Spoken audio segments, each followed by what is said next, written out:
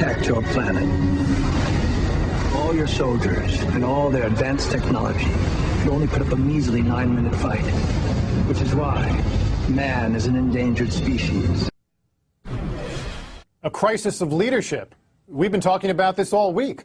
But what if there was some sort of outer space crisis? An alien invasion sounds crazy, perhaps, but then who thought we'd ever see the stock market swing 5% a day all week long?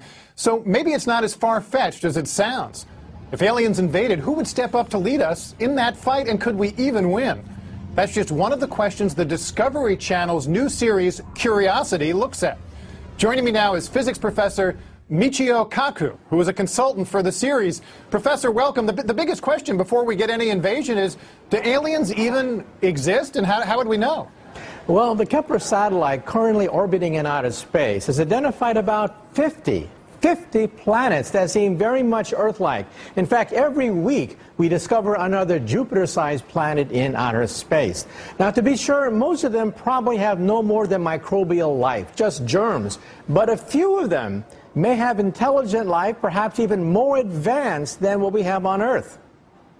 Now, so how does this actually work? When Discovery decided they were going to do a show on alien invasions, your phone rings because you're on the sort of speed dial for theoretical physicists who can help them do the war game for how this might play out?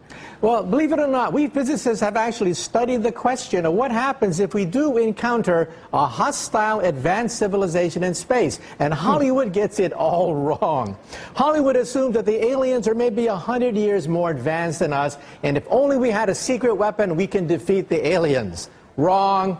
Either the aliens don't bother with us because we're simply too primitive, or if they do invade, it'll be more like Bambi versus Godzilla. And why do you say that? What techniques will they have that we can't even imagine? Think of the fact that they could be 1,000, 1,000,000 years more advanced than us. Realize that the universe is 13.7 billion years old, and so it's conceivable that they could have weapons that we can't even conceive of. Now, in my own point of view, look at how the barbarians eventually defeated the Romans. The barbarians didn't have a secret of weapons by which they defeated Caesar and the Romans. No.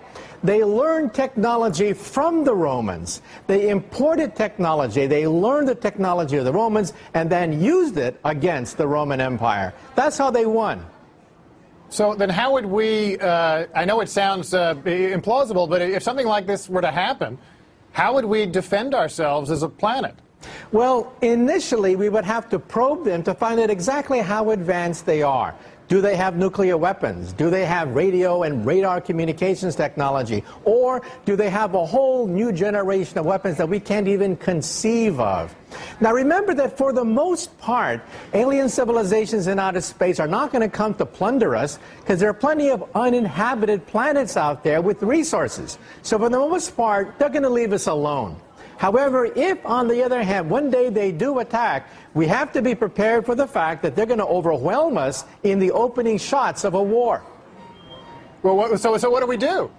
Well, first we have to study the question. We have to send up more Kepler satellites. We have to eavesdrop on conversations in outer space between alien civilizations. This is something that we haven't even done yet. We have yet to find a single advanced civilization or life in outer space. But sooner or later, we will. The first step is to monitor them, to understand what level of civilization they have, the kinds of weapons. Second, perhaps even begin to initiate a dialogue. Now, of course, that's dangerous if they are warlike, in which case we may want to sit back and simply analyze their weaponry. Now, why do we assume that they're going to be hostile? Isn't there a chance that any aliens we encounter could come to us more like E.T. and less like Predator? Yeah, personally, I think for the most part, alien civilizations that are 1,000,000 years ahead of us have had 1,000,000 years to sort out racial, sectarian, and religious differences among themselves. So I think for the most part, they're going to be peaceful. And for the most part, they're going to find resources on uninhabited planets. Why bother with the Earth with restive natives when you have all these other planets loaded with natural resources and nobody lives on them? However, we do have to plan for the day that maybe a few of them could be hostile. Now, I'm wondering if there can't be an upside to all this. I'm a big fan of the original Star Trek series, and it was only when, there were alien civilizations that seemed to challenge the Earth, that you found that the Earth got its act together for the kind of global governance that all the all the visionaries say we need that if we're going to deal with climate change, if we're going to deal with all the modern issues, global finance, where the sovereignty of individual nations is actually a political barrier to solving these big problems. So can there be an upside to the alien threat?